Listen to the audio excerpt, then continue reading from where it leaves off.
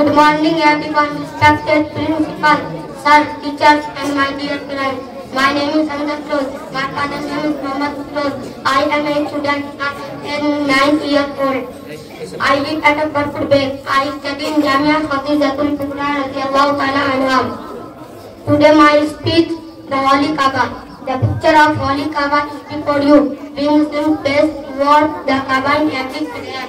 It is a building in Makkah and the holiest place of the world. Makkah is a famous city in Saudi Arabia.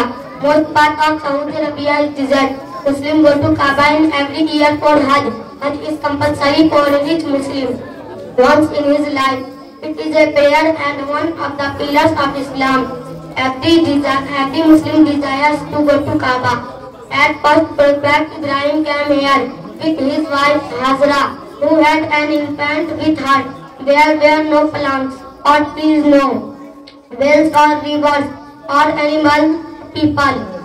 There were only stones and rocks.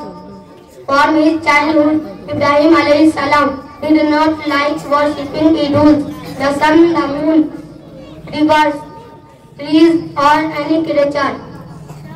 His father Azar used to make light. Assalamu alaikum wa rahmatullahi wa barakatuh.